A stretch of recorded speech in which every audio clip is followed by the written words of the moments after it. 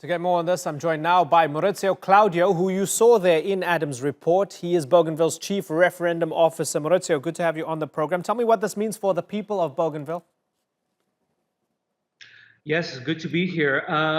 Well, the referendum marks the next stage in the implementation of the Bougainville Peace Agreement signed in 2001 between the autonomous Bougainville government and the government of Papua New Guinea. The BPA put an end to a 10-year conflict which claimed the lives of maybe 10 to 20,000 people and which was the bloodiest conflict in the South Pacific since World War II. Since then, the BPA, the Bougainville Peace Agreement, has been successful in maintaining the peace on Bougainville. And this referendum is a continuation of the Bougainville Peace Agreement towards a final negotiated outcome on Bougainville's political status. At stake are two choices before the voters. One is greater autonomy, and the other one is independence, outright independence from Papua New Guinea. So the referendum is a continuation of a long-standing peace process, and after the results are returned to the national government, then the two governments will consult on the results, and the final ratification and on the outcome will go to the national parliament. Right. And I know a lot of people in our international audience could be forgiven for not knowing much about Bougainville, an island that's probably populated by about 250,000 people, right? For those who would look at the referendum and ask, well, why is it that it's about greater autonomy or complete independence? Why is there not an option for the status quo? Can we say that enough people on Bougainville believe that things as they are should not stay as they are?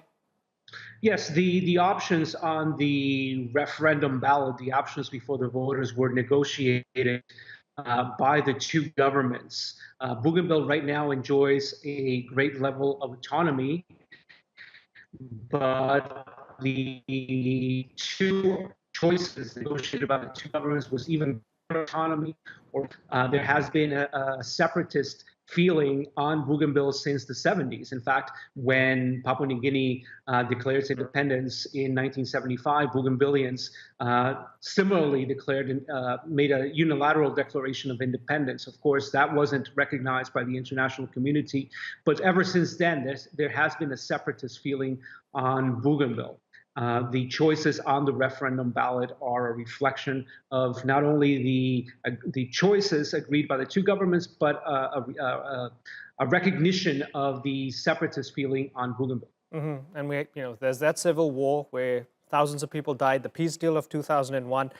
A lot of people obviously have fresh memories of the conflict. A lot of people were actively involved, and a lot of people were victims of the conflict. As an outsider yourself there and being involved in the referendum process, does it feel for many people as if this is a sort of bookend to the conflict? Does it feel like they can finally close a chapter to the conflict? Yes, it feels like a bookend, like the end of a chapter, but also the beginning of a new chapter. The Bougainvilleans, the people of Bougainville, have been waiting for this moment for decades. And this referendum has been in the making for years, and we ourselves at the Bougainville Referendum Commission have been preparing for months. But it's also, as I said, the beginning of a new chapter. This referendum is non-binding, so the results will go to the two governments, and then it will be for the two governments to negotiate a final outcome. The leaders have said that what's important, what's non-negotiable, is the continued peace on Bougainville and the quality of that final resolution or final decision, negotiated outcome on the part of the two governments. And just practically, tell me about some of the difficulties that you've encountered in trying to ensure that this runs smoothly, because as far as I understand, there are a lot of remote villages as well over there. Yes, even in the best of circumstances, Bougainville presents significant challenges to undertaking an electoral event of this scope and importance. Bougainville suffers from poor infrastructure, communications are scarce, there's highland communities, there's atolls, coupled with low educational and human development levels, they all conspire to make Bougainville a very challenging environment. In addition to that, we have, Bougainville sits not far from the equator. We have torrid tropical weather, which is highly unpredictable. So all these factors make running an election a considerable effort and a significant enterprise. Okay, we're watching closely and we're waiting to see which way the people will vote. Maurizio, Claudio, thanks so much for joining us here on the Newsmakers.